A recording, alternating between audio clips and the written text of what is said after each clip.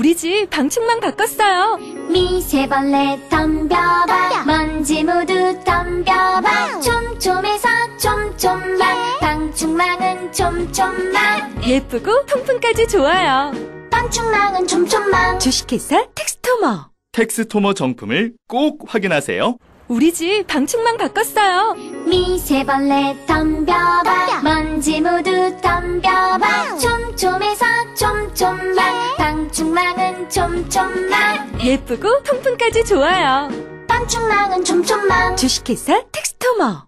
탄핵 반대 집회를 주도했던 태극기와 십자가의 동맹을 보면서 자괴감을 느끼는 기독교인들에게 기독교는 민주주의를 싫어하는지 아예 관심이 없는지 아니면 기독교도 민주주의를 지지하는지 답답하고 궁금한 시민들에게 호모 요쿠스의 저자 이병주 변호사가 시원한 질문과 명쾌한 답변을 제시합니다. 박근혜 사태와 기독교의 문제, 기독교인들에게 민주주의는 무엇인가? 도서출판 대장간. 인생을 보고 세상을 보라. 롯데카드 무브컬처 라이프 사진전. 역사에 각인된 기념비적인 순간. 거대한 존재에 맞선 인류의 도전. 어두운 시대를 밝혀낸 20세기의 영웅들. 삶과 역사가 만난 그곳. 라이프. 생명이란 이름에 담긴 900만 장의 역사. 롯데카드 무브컬처 라이프 사진전. 예술의 전당.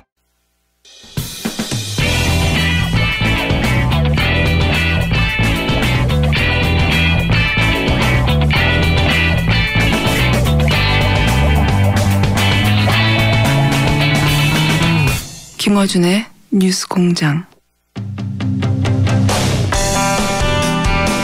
청경자 화백의 미인도 위작 논란 들어보신 분들이 많을 텐데요.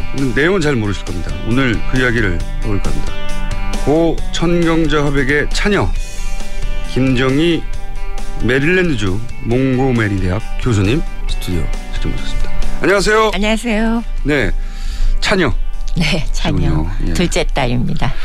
그리고 미국에 지금 거주하고 계신 거고요. 네. 그죠? 근데 이 민도 위작 그 사건 때문에 지금 잠시 한국에 오신 거죠? 네. 예.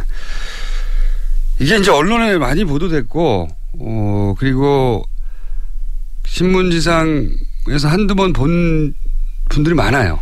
많은데 사안 자체가 뭐랄까요? 좀 복잡하게 전개되고 굉장히 오래된 사건이라서 이게 내막이 뭐지? 궁금증을 가지다가 알기 힘들어서 그런 논란이 있어 하고 기억 한켠에 이렇게 접어두는 사건이거든요. 이게 보통. 근데 저희가 이 사안이 이상하죠. 왜냐하면 그림 그린 화가 본인은 가짜라고 하고 그거를 걸고 있는 미술관은 진짜라고 하고 이런 논란이 벌써 20 몇 년이죠? 26년 됐습니다. 26년째 결론이 안 난다는 게 네. 사실은 지켜보는 사람들은 이해가 안 가거든요. 자, 그러면 간단하게 개요부터 한번 짚어볼게요. 미인도가 이 위작이라고 화가 본인과 유족들은 주장하는 이 위작이 언제 등장한 거죠, 세상에? 네. 처음 사건이 발생한 것은 1991년입니다. 1991년 4월 초에 어머님이 지인으로부터 박현영 시인이라는 분으로부터 광화문 현대건설 지하에 웬 전시회가 열리고 있는데 이름은 움직이는 미술관이더라. 네, 현대미술관에 소장하고 있는 작품들 가운데 뽑아서 전시를 하고 복제품도 팔고 그러는 전시인데 거기에 천선생 작품이라고 걸려 있는데 그림도 이상하지만 제목도 미인도라고 참 낯설더라. 왜냐하면 어머니는 굉장히 문학적인 제목 붙이는 걸 좋아하셨어요. 황혼이 흐르는 탱고, 뭐 누가 울어 그런 제목도 있었고요. 아, 이렇게 미인도 이런 제목은 없군요. 없죠. 그래서 참 이상합니다. 선생님하고 전화가 왔어요. 하도 이상해서 내가 아는 선생님 작품은 이런지가 않은데 하고 네네. 혹시 이런 걸 그리셨어요? 하고 네네. 그러니까 어머님이 내가 알기에 현대미술관에는 내 작품은 단 한 점이 있다.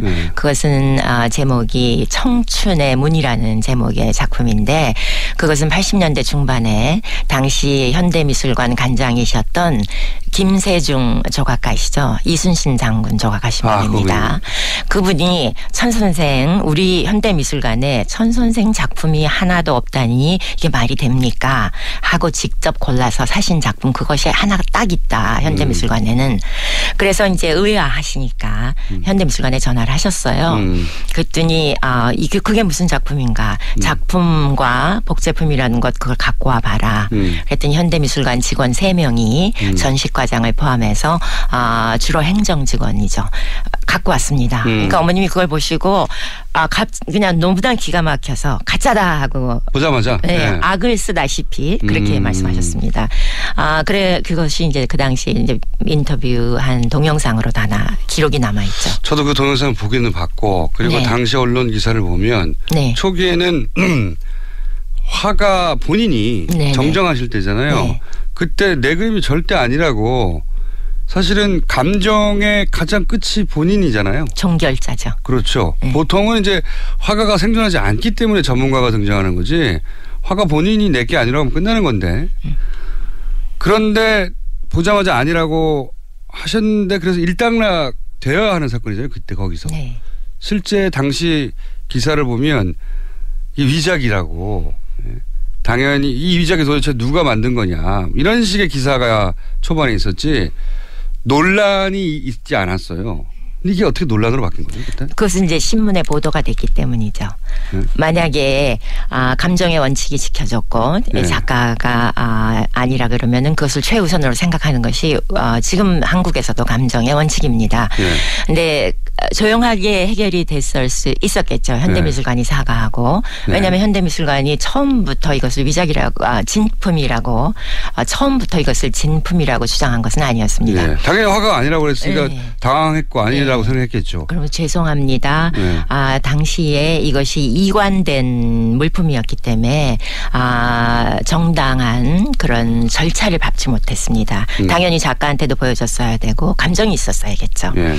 그런 사과까지 하는데 신문에 대대적으로 보도가 되니까 역습이 시작된 거예요. 그러니까 처음에는 현대미술관이 가짜를 어떻게 걸어둘 수가 있느냐 하는 식의 보도가 초반에는 줄을 이루는데 그게 좀 시간이 얼마 지나지 않아서는 논란으로 진짜가 맞다고 네. 라고 말씀하신 역습이 시작된 거죠. 네, 예, 그렇습니다. 초창기. 네, 그 당시에 이제 그러면 배경이 어떤가 하면은 그 당시에 현대미술관장 평론가이시던 이경성 관장이셨는데 그분이 이제 그 내부에서의 그 뭐 보고서 같은 걸 보면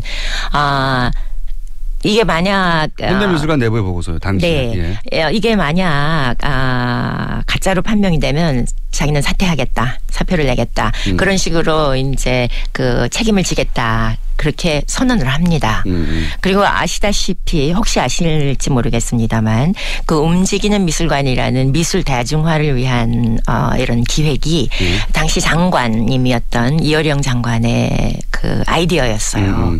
그러니까 장관도 진노할 수밖에 없죠. 그것이 가짜였단 말이냐. 그러면서 그 당시에 그 어머님 친지 중에 김성환 화백이라고 고바우 만화로 아마 잘 알려주셨죠. 유명하죠. 예. 네. 그분이 전하는 바에 따르면 고위 공무원한테 들으셨다 그러는데 만약 이것이 가짜로 판명나면 관리 7명의 목을 치겠다. 그렇게 말씀하셨다고 제가 직접 들은 것은 아닙니다. 그 결정 라인에 있는 사람들의 책임을 묻겠다. 네. 그렇죠. 그런 배경 속에서 위작 논란이 시작된 것입니다. 처음에는 그게 위작인 줄 모르고 국립현대미술관까지 걸게 만든 그 라인 선상에 있는 책임자들을 다 날릴 정도의 그 스캔들이었기 때문에 네. 이쪽에서는 그걸 방어해야 되는 입장이었고 그렇죠. 그래서 이건 진품이 맞습니다라고 주장할 수밖에 없는 사정이 있었던 사람들이 있었다. 네. 그렇지만 그렇다 하더라도 화가 당사자가 그리고 그때 이미 유명하신 분이었고 그리고 정정하신 분이었고 네. 아니다라고 해서 그렇게 강력하게 주장하면 해결됐을 것만 같은 게 이제 일반의 상식이거든요. 그것은 상식이죠. 예. 그러나 상식 밖의 일들이 벌어지기 시작하는데 시작합니까? 그중에 이제 가장 중요한 것은 당시에 화랑협회라는 것이 있었습니다. 지금도 네. 물론 존재하고요. 근데 그때는 사단법인으로 인가를 받기 직전이었습니다. 미인도 네. 사건 직후에 사단법인. 임의단체였네요 그때는. 예. 그렇죠. 친목단체라고 할 수 있는데 네. 화랑들의 서울시에 있는 뭐 10여 개 화랑들의 이익을 도모하는 단체였죠. 물건을 사고 파는 상인들의 모임이었네요. 그렇죠. 그 품목이 그림이었을 뿐. 그렇죠. 예. 그러니까 현대미술관에도 그림을 팔아야 되는 그런 위치에 있는 요즘 말로 하자면 갑과 을의 위치에 있는 화랑단체, 그 소규모 화랑단체의 자문기구였던 네. 감정협회의 미술관이 한국 최대의 미술관이 감정을 요래합니다. 작가의 말을 믿지 않고. 작가는 이게 가짜라고 하는데 예. 작가가 가짜라고 하면 끝났어야 되는데 그게 아니라 이런 화상들의 친목단체에 감정하는 일종의 분과 같은 곳에다가 네. 이게 진짜냐 가짜냐를 묻는다. 그런 희극이 벌어지기 시작합니다. 왜냐하면 자기들은 지금 진품이어야만 살아남는 입장이었기 때문에 그렇죠. 그렇게 시작되기 시작했군요. 네. 일이. 그럼 물었더니 화랑에서는 당연히 어떻게 나왔을 것 같습니까? 근데 그 당시에 이제 화랑협회의 회장은 예. 감정을 의뢰받은 상황에서 예. 모 신문에 컬럼을 기재합니다. 예. 이제까지 흰머리 날리시면서 미술계에 헌신해 오신 이경성 관장님께 누가 안 되게 이 작품이 진품으로 판명나기를 제가 다 외웠습니다. 두 손 모아 빕니다라고 컬럼을 씁니다. 감정을 하고 있는 상황에서. 예. 네. 조금씩 그림이 그려지기 시작하네요. 그러면 그때 당시 그런 화랑협회가 진품 쪽으로 손을 들어주는 것 외에 이것이 진품이라고 주장하는 근거들이 존재해야 되잖아요. 네. 어떤 근거들이 등장합니까? 제가 지금 뚜렷이 기억하고 있는 것은 네. 이 작품이 어머니의 단골 표구사 예. 화방인 동산방 표구사에서 표구가 됐다. 근데 그 위작자들이 화풍을 흉내 내듯이 같은 표구소를 할 수가 있겠죠. 그런 얘기가 흔하죠. 그러면서 들고 나오는 것이 그 표구소에 일련 번호가 있다. 대장 번호가 있다. 그것은 뭘 암시합니까? 어느 날 맨날 며칠 누가 가지고 와서 맡겼다. 뭐 그런 거 아니겠어요? 자기들이 이제 물건을 출하할 때 일련 번호를 매겨놨는데 예. 원래 그 천화백이 다니던 곳이었고 그때 일련번호도 남아있다. 대장이다. 네. 근데 그것이 거짓말입니다. 첫 번째 거짓말입니다. 그게 없어요? 네, 없어요. 근데 그 표구상의 그 주인이 나중에는 이제 화랑을 경영하시면서 그 감정위원회 위원 중에 한 명이시기도 했습니다. 근데 그 어떤 그 숫자냐면 그것이 저는 직접 액자 뒤를 안 봤습니다만 액자 내부의 그 액자 틀에 그 목공들이 수치 적는 거? 네, 그 수치였어요. 그때만 해도 뭐 한자 몇치 뭐 그런 거를 썼다 그러더라고요. 그렇죠. 예. 네. 지금도 공사 현장에서는 안 보이는 쪽에다가 그럼 짝을 맞추려면 그게 필요하잖아요. 그래서 수치 쓰고 근데 이제 하죠. 그게 일련 번호 혹은 대장 번호로 둔갑을 해가지고 언론에까지 나오는 거예요. 뒤에 봐라. 뒤에 보면 수치 적혀 있는데 이게 일련 번호다. 네. 근데 동산방 대표이신 분은 그 당시에 이미 우리에게 일련 번호는 없다. 일련 번호라면 포장을 다 한 다음에 뒤를 마감한 다음에다 붙이지 왜 목재에다가 붙이겠는가.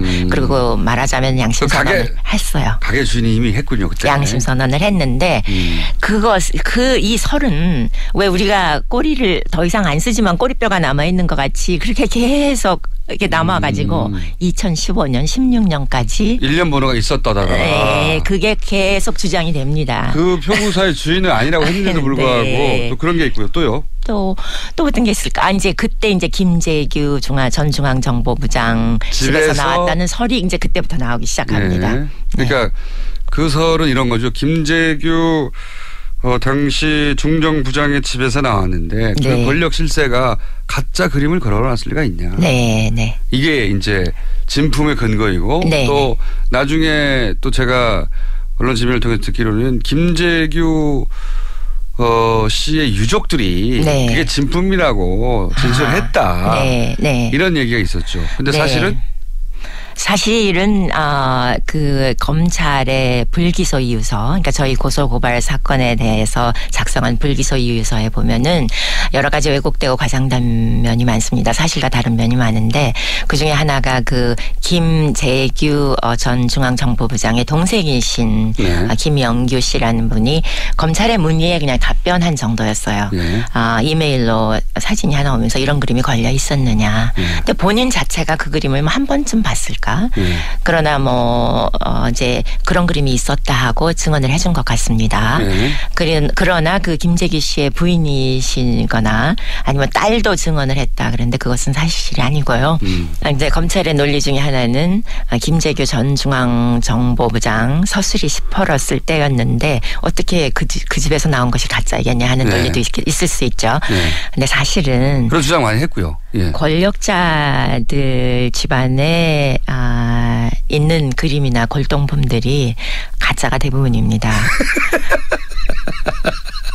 그 이유는 물론 교수님도 전문가십니다. 네. 그림을 하신 분이. 그분들이 한 분야에서 실력을 쌓았다고 해서 권력자가 된 건 아니죠. 네, 미술 전문가가 아니시니까 모르시기도 하겠지만 문제는 그 그림들을 소장하게 된 데는 다 약점이 있다는 것입니다. 뇌물 대부분 뇌물이겠죠. 선물로 들어온 것인데 만약 그것이 위작이라고 자기가 생각이 된다 한들 이게 누구한테 언제 어디서 받았는데 위작이다 하고 얘기할 수 없잖아요. 그 그림의 이력을 밝힐 수 없잖아요. 어차피 뇌물이었기 때문에. 네.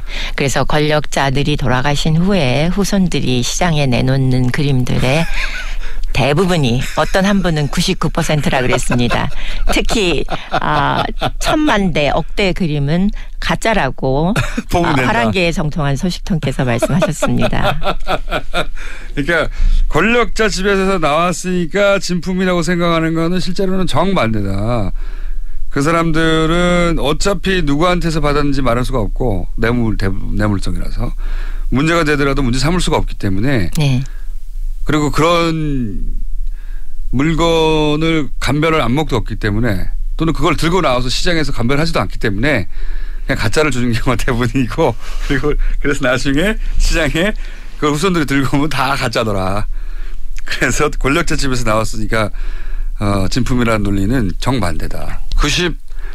91년도에 이 사건이 터지자 어머님이 뭐라고 하셨나요? 그 그림에 대해서. 그림에 대해서요? 네. 이제. 왜 가짜라고. 다른 사람, 본인은 알지만 다른 사람한테 설명해 줘야 되잖아요. 예. 이제 첫째는 엉성한 그림입니다. 엉성한 그림이다. 저는 눈에 광채가 날 때까지 그리고 또 그리고 그 눈의 광채라는 게 뭐 반짝이를 붙여서 나는 거 아니죠. 화가의 붓질 아래서 나는 거죠. 그렇게 그리기 때문에 이런 식으로 마무리하지 않고 꽃도 이렇게 덕지덕지 안 그리고 입술도 이렇게 안 그리고 저는 어떻게 해서든지 꽃이라면 하늘하늘한 질감이 날 때까지 그리기 때문에 이 그림은 절대로 내 그림이 아니고 아마도 며칠 안에 어느 정도는 테크닉이 있는 사람이 며칠 안에 그림으로 보인다고 말씀하셨습니다. 여러 가지 이유를 들어서. 네. 자, 그렇다면 네. 정황은 알겠습니다. 혹시 과학적으로 네. 이 그림이 진품이 아니냐. 요즘은 뭐 해외에 보면 굉장히 과학적인 방식으로 감정하는 것들이 있지 않습니까? 네. 그런 곳에 의뢰해서 감정을 받아보셨어요? 그러면요. 그런데 이제 이것이 좀 오해가 되고 있는 것이 저희가 그 프랑스 르미에르 과학연구소를 개인적으로 사설 감정으로 채용을 해서 감정을 한 것 같이 보도가 되고 있는데 사실은 그것은 이제 저희가 고소 고발했을 때 검찰이 진위 감정에 올인을 하면서 뭐 유전자 검사도 해봤고 저도 유전자 표본을 제출했습니다. 머리 입안에서 했죠. 그때 진짜 유족이 제기하는 게 맞느냐? 그림을 감정하라 그랬더니 그거보다는 이제 그림 안에서 혹시 어머님의 흔적이 나올까봐. 그때 또 권춘식 씨라는 위작자가 자기가 그렸다고 주장할 때였기 때문에 혹시 이제 그 권춘식 씨의 유전자가 나올까봐 그런 의도였던 것 같은데. 머리카락으로 떨어져가지고. 근데 실패했습니다. 그런 흔적은 없었고. 네, 저도 응했었어요. 실패했고 뭐 나름대로 웨이블릿 검사라는 게 있는데 그것도 했는데 실패했고. 그래서 이제 저희의 자문을 받아서 해외 감정 기관 중에 르미에르 연구소를 유명한 채택했는데, 기관이죠. 네, 유명한 기관이죠. 네, 이 연구소를 채택하게 된 데는 이유가 있습니다. 아까 말씀하신 것처럼 해외에서도 과학 감정으로 이 위작이 판명된 경우가 많은데. 그것은 대개 시대 차이가 있을 때. 아니 1950년대에 그렸다는 그림인데 2000년도에 쓰이던 페인트가 나왔다. 그러면 되는 거잖아요. 그렇죠. 간단하죠. 그런 건. 네. 이거는 연도가 같잖아요. 그렇죠. 어머니 그 다른 77년도 그림하고 네. 이거하고 다시 말하겠습니다. 실수했습니다. 어머니의 그림이 그려졌던 시대하고 같은 시대에 77년이라는 연도를 달고 나왔단 말이에요. 그런 건 불가능하죠. 그래서 저희가 그 조사를 해서 검찰에 제출을 했고 검찰이 최종적으로 결정을 해서 이 감정소라면 맞겠다 해서 검찰이 사설 가족들 유가족이 알아서 맡긴 게 아니라 그렇습니다. 검찰이 이 기관을 선정해서 맡겼다. 프랑스 리미에르 기관에다가 네. 감정 결과는 어떻게 나왔습니까? 결과는 이제 흔히 얘기되는 대로 이 미인도라는 그림은 천경자 즉 다른 그림들 9개의 비교군이 사용됐습니다. 상당히 많이 사용됐죠. 동시대 그림. 그 그림을 그린 같은 사람이 그렸을 확률이 0.0002%라고 결론이 나왔습니다. 그러면 과학적으로도 국제적으로 더군다나 검찰의 통제하에 네. 감정한 그 전문가들이 이거는 진품일 확률이 0.000이라는 거 아닙니까? 네, 그렇습니다. 그럼 가짜잖아요. 가짜죠? 거기서 결론이 또 끝났어야 되는 거 아닙니까? 네, 그렇죠. 네, 이제야 마무리가 됐구나 생각했는데 다시 또 검찰이 그걸 진품이라고 네. 결과하고는 정반대로 발표를 네. 했을 때 생각하실 수밖에 없었을 거 아니에요. 왜 이런 일이 벌어졌을까? 그렇죠. 네. 네. 그러니까 여기까지 나오신 거고요. 네. 왜 이런 일이 벌어졌을지 뭐 추정이긴 한데. 추정입니다. 이건 어디 가지나. 근데 그 본인들의 이익을 보호하려는 화랑계 미술계의 세력이 우리가 이해하는 것보다 더 크지 않은가. 그만큼 우리 미술 시장이 규제가 없다는 거죠. 규제도 없고 실제로는 그것을 좌지우지하는 것은 화랑협회. 그러니까 업자들의 이익이 여기 크게 반영이 돼 있고 그 논리에는 그렇지 않아도 어려운 미술계라고 하는 논리로 그리고 그런 논리하에 미인도도 희생된 것이다. 관련이 없다고는 볼 수 없죠. 그렇게 추정하십니다. 시기적으로. 그리고 검찰까지 왜 이 감정 결과를 부인하고 구체적인 감정단의 결과를 부인하고 왜 진품이라고 주장했는지는 알 수가 없고 그것을 좀 밝혀달라. 네. 이것이 한국에 날아오셔서 네. 이 방송에 나오신 이유인 거죠. 네. 이제 끝내고 싶다. 26년간 네. 어머님이 그리지도 않은 정체 모를 그림이 어머님의 이름으로 전시되고 있는 걸 끝내고 싶다. 네. 자, 오늘 말씀 잘 들었고요. 사건은 이런 겁니다. 충분히 이해가셨을 것 같고 물론 저희는 언제나 반론권을 보장하고 있기 때문에 화랑협회나 현대미술관 혹은 뭐 검찰 관계자리나 누구든지 그 지금 들은 이야기가 사실이 아니고 우리는 할 말이 있다 싶으면 언제든지 저희 방송을 찾아주십시오. 자, 오늘 여기까지 하겠습니다. 지금까지 고 청경자 화백의 찬혁 미국 메릴랜드주 몽고메리대 김정희 교수님이었습니다. 감사합니다. 네, 감사합니다. 오빠, 우리 어디 가는 거야? 정수 가지. 와, 우리 말 타러 가는 거야? 그렇게 좋아? 고민하지 말고 장수로 오세요. 온 가족이 즐기는 승마 체험과 국내 최대 규모의 말역사 체험관 등 장수에는 정말 볼 것, 누릴 것들이 넘쳐난답니다. 말의 심장 소리를 직접 느껴보는 장수에서의 하룬 여행. 장수는 항상 가까이 있습니다. 주말 여행은 장수로. 승마 체험 예약은 063-350-5486. 또 떨어졌어. 너 또 입사 시험 봤어? 아니, 차량용 핸드폰 거치대 말이야. 여러 개 사봤는데 실패의 연속이야. 떨어지고 시야 가리고 운전석에서도 멀고 뭐 좋은 거 없을까? 싼 것만 찾으니까 그렇지. 제대로 된 거 하나 사서 편리하게 쓰는 게 더 낫지. 그런 게 있어? 그럼 있지. 1, 2, 3 할 때 2. 힘 세다 할 때 힘. 투힘. 투힘? 2배로 힘이 세다는 건가? 네이버 검색창에 투힘을 검색해보세요. 100년 이상 살 수 있는 장수 어종, 캐비아를 낳는 어종으로 더욱 유명한 철갑상어. 이 철갑상어를 진액으로 만들었다는데 그 이름하여 사랑어. 오메가3, 필수 아미노산, 각종 미네랄, 컨드로이친 등 100년 장수 철갑상어를 진액으로 한 컵에. 좋다 좋아. 철갑상어 진액 사랑어. 스테미너가 콸콸콸. 검색창에 사랑어.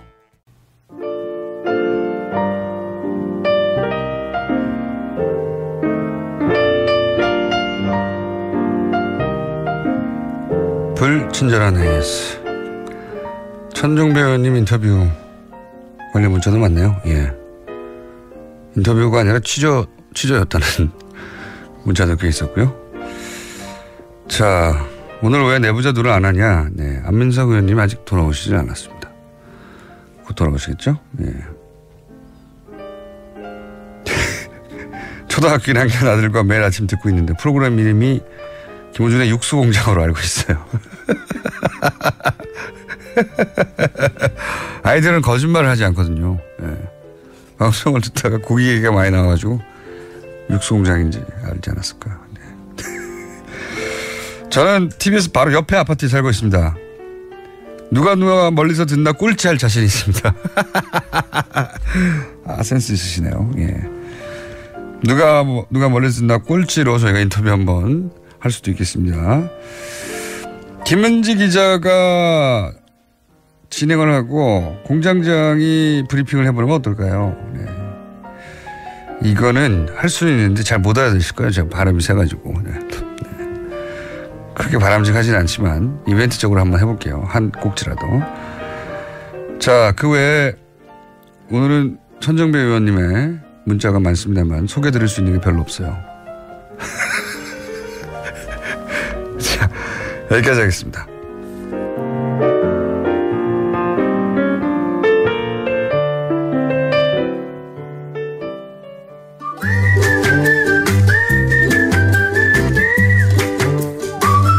자, 김진애 박사님 나오셨습니다. 네, 안녕하십니까. 2시간 축하. 네. 빛나는 순간들이 지난 9개월간 몇 번 있었지만 네. 대부분 제가 생각하던 거였거든요. 그런데 네. 전혀 생각지도 못했던 야 맞아 라고 네. 근본적인 성찰을 하게 된 그런 지난 방송이 처음이었어요. 미군 기지. 왜냐하면 미군 기지 아스팔트 건물 많이 짓는다. 네. 아스팔트래요. 콘크리트 건물 많이 짓는다. 안 돼. 공원으로 만들어. 거기 전부가 다 공원이 돼도 되는 거야. 네. 생태공원을 하자. 네. 여기까지가 제 머릿속의 진도였는데 네. 그것도 급한 게 아니다. 네. 그것도 급한 게 아니고 거기 전체가 역사적인 공간이니까 해체하는 과정부터 시작해가지고 전부 다 하나하나 역사의 과정을 만들자. 그게 다 끝난 다음에 생태공원을 해야 한다. 네.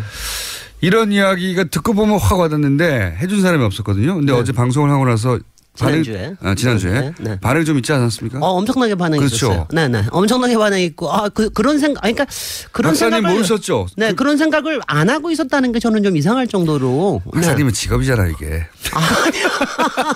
아니, 전 직업이라기보다는 솔직히는 일종의 트라우마였어요. 그러니까 얘기를 해도 하도 안 들어주니까 가지고 있었는데 지난 또 10년 동안은 굉장히 이제 가슴속에 막 이렇게 생각하고 있다가 마침 기회가 오니까 얘기를 꼭 하고 싶은 거죠. 그러니까 제가 얼마나 좌절 속에 사는지는 모르실 겁니다. 이런 문제들 때문에. 이런 문제들 때문에. 근데 이런 문제들을 저는 누군가가 설득력 있고 공개적으로 한 것을 잘 들어보지 못했다 보니까 많은 분들이 그런 얘기를 들어본 적이 없어요. 그래서 진도가 많이 나가야 그래 거기 무슨 박물관을 지어 그냥 공원으로 하자. 우리 공원도 없는데 여기까지예요. 여기까지. 근데 이제 그 워낙 간 많은 역사이기 때문에 거기에 있는 거를 기억하고 기록하는 거 그리고 무엇보다도 체험하는 거 이게 굉장히 중요한 과정이에요. 듣고 저는 보니 그래요. 그러니까 과정을 잘 하면은 그 다음에는 뭘 만들어도 우리께 정말 될 수가 있는 거죠. 그리고 과정을 잘하고 나면 사람들이 컨센서스가 이루어지겠죠. 그렇습니다. 그거는 이렇게 하는 게 좋다고. 손쉽게. 지금 본 적이 없거든요. 그러니까 그냥 넓은 공간이고 전통적으로는 이제 하도 개발 얘기를 많이 들어왔기 때문에 네. 또다시 거기다가 또 빌딩 짓고 그러면 안 된다. 네. 여기까지였는데 네. 하여튼 간에 뭐 지난주에 굉장히 보는데 뭐 우리 김호중 공장장님 그렇게 고백해 주시는 거 좋은데 정말 눈빛이 달라지시더라고요. 아니, 그런 경우가 그렇지. 맞다. 그렇게 생각해야 맞는 거지. 그러니까 좀 괜찮은 사람이에요. 제가 가짜로는 안 하거든요. 네. 그래서 근데 저만큼이나 많은 분들이 그렇게 생각하셨을 것 같고 그래서 반응이 많았을 것 같아서 제가 여쭤본 거예요. 그래서 많았죠. 반응이 많고요. 화장실보다는 아무래도 덜하죠. 화장실은 아직도 매일 받습니다. 여러 가지 아이디어에 대해서. 그거 아마 죽을 때까지 이건 해야 될 것 같고요. 네. 용산도 뭐 계속해서. 그러니까 용산은 저도 공적으로 계속해서 얘기할 기회가 있을 테고 여러분들도 계속해서 얘기해 주셨으면 좋겠어요. 혹시 그 지금 저희 방송이 사실은 공직에 있는 분이나 공무원사에서도 제가 그 얘기를 안 했네. 당장 지난번에 끝나고 나니까 국토교통부의 용산공원 추진기획단이라는 게 있거든요. 그쪽에 바로 연락이 왔죠. 당연히. 네. 설명드리겠습니다. 이야. 그래서 뭐 그건 설명을 제가 다 알고 있고요. 설명 안 들었습니다. 설명은 그 전에 제가 다 알고 있기 때문에 들으셔야지. 아니 그거 자체가 아니고 그래서 제가 또 공손하게 메모를 해서 보냈습니다. 과정이 중요하다. 과정 자체. 그러니까 왜냐하면은 국토교통부의 이 문제가 뭐냐면 뭘 만들겠다 하고 그쪽으로 쫙 집중해내는 데는 잘해요. 4대강 사업 하듯이. 근데 이거를 해야 되냐 말아야 되냐 어떻게 해야 되냐 이거에 대해서 생각하는 거는 조금 약한 데가 국토교통부거든요. 아무래도 그러니까 이제 국토교통부는. 그렇죠. 미션 자체가 그렇기 때문에. 근데 지금 뭐 장관님도 그렇고 지금 청와대에 계신 분들도 아마 뭐 귀를 기울이시지 않을까 하는 생각이 있어요. 제가 저기 대통령께 직접 또 민원을 올릴지도 모르겠습니다. 네. 청와대 홈페이지 가서. 홈페이지 가서. 전화번호 모르시죠? 전화번호 가지고 안 될 테니까는. 네. 그만큼 임팩트가 있는 거라고 생각이 돼요. 전화번호 아시면 문자 보내시죠. 네. 어쨌든 꼭 그렇게 됐으면 좋겠고요. 예. 담장 헛물기 하나하나부터 굉장히 상상만 해도 그 자체가 굉장히 큰 이벤트이자. 상상만 해도 가슴이 뛰죠. 예. 그래서 베를린 장벽전 이걸 하신 거잖아요. 네, 그렇습니다. 베를린 장벽을 그렇게 허물었거든요, 사실은. 그러니까 오늘의 도시 여행의 원래 테마가 베를린이었는데 베를린 전에 용산공원에서 제가 아주 참 잘했다. 그것도 도시 여행의 1탄으로 봐주시고요. 아마 우리 서울을 상당히 위대하게 만들 수 있는 가능성에 있는 그런 프로젝트라고 생각이 되고요.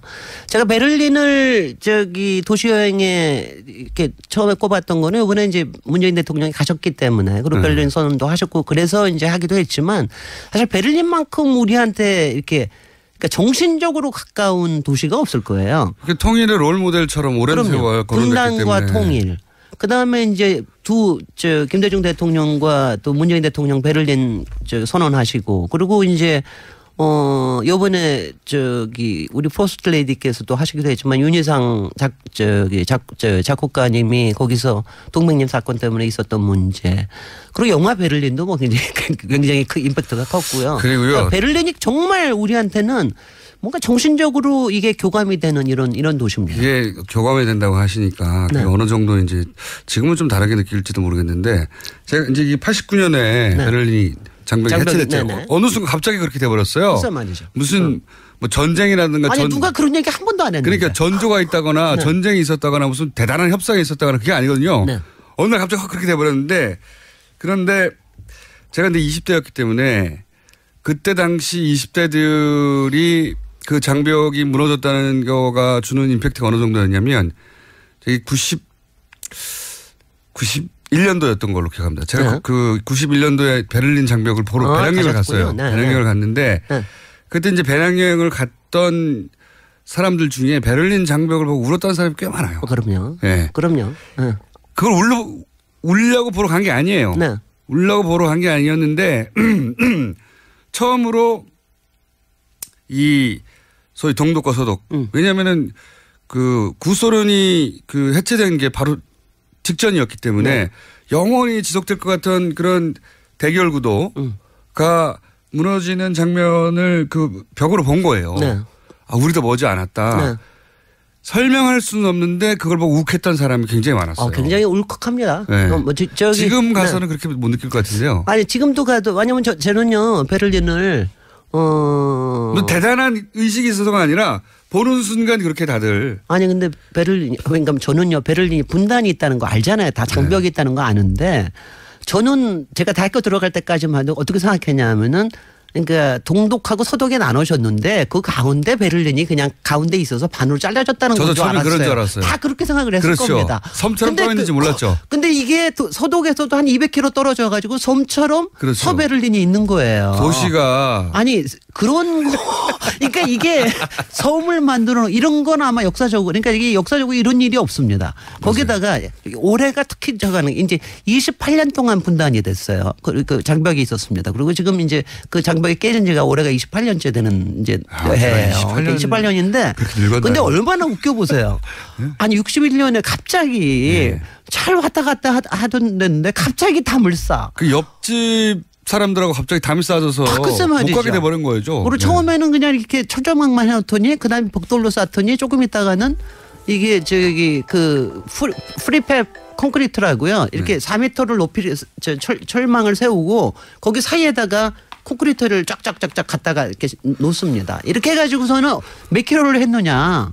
50km 정도 되는 걸 갖다 그걸 다 샀어요. 돌지 않았어. 정말. 돌았죠. 아니 그러니까 인간의 정신이라는 게 얼마나 흉악한 짓을 할 수가 있는지. 어느 날 갑자기 옆집하고 사이에 벽이 서가지고 넘어가면 총살 당하는 거예요. 글쎄 말이죠. 그래가지고. 황당한 거죠. 황당한. 근데 그게 28년 동안인데 아마 여러분들은 이제 그런 게 많이 기억나실 겁니다. 그 막 철조망 뛰어넘어오던 거, 그리고 그거 바로 옆에 건물들이 다, 창문도 다 보이고. 사람들이 허물은 거예요, 이게. 글쎄요. 정치인들이 허문 게 아니고요. 그래서 근데 28년 뒤에 89년에 갑자기 그것도 누가 말 잘못해가지고 당장 지금부터 효력이 있습니다. 이라는 말 잘못해가지고 그래? 그러면 나가서 깨부수자. 이래가지고 담을 부순 게 굉장한 겁니다. 말실수죠. 사실은 정확하게는. 정확한 말실수입니다. 말실수를 잘못했는데 사람들이 그래? 막 달려가서 벽 부시기 앞으로는 이제 동서독의 교류가 훨씬 더 완화될 수 있다는 얘기를 굉장히 쉽게 했는데 그걸 갖다 기자가 언제부터입니까 효력이. 그런데 그걸 갖다가 지금 이미 그렇게 돼 있는 겁니다. 이러고서 얘기를 하니까. 구소련 이게 정리하면 구소련이 이제 체제가 무너지니까 동서독은 어떻게 되느냐 그런 얘기 하다가 앞으로 이제 교류가 많아지겠죠. 언제부터요? 지금부터요. 그랬더니 사람들이 달라서 그걸 허물어버린 거예요. 일이 그렇게 된 거예요, 이게. 근데 이제 그래서 허무하게 무너졌어요. 아니 그러니까 허무하고 아니면 저는 그 당시에 그 브란덴부르크 근처에서 사람들 이제 환호하고 그러던 거 보면은. 정말 눈물 정도가 아니었을 거예요, 그때는. 그 사람들이 느꼈던 감동은 영상으로 봤는데 그게 아무 상관없을 것 같은 우리나라 사람들한테 이게 말로 하면 잘 안 느껴지실 것 같은데 제가 이제 배낭여행 가서 직접 봤기 때문에 그거를 보고 사람들이 많이 울었어요. 그냥. 우리도 저렇게 될 것도 같다. 왜냐면 바로 직전까지만 해도 동독하고 서독하고 분단 늘 우리하고 많이 비교해서 얘기를 했었고 그리고 그 넘어오다 죽은 사람들하고 휴전선하고 많이 비교를 했었기 때문에 그 굉장한 정서적 임팩트가 있었어요.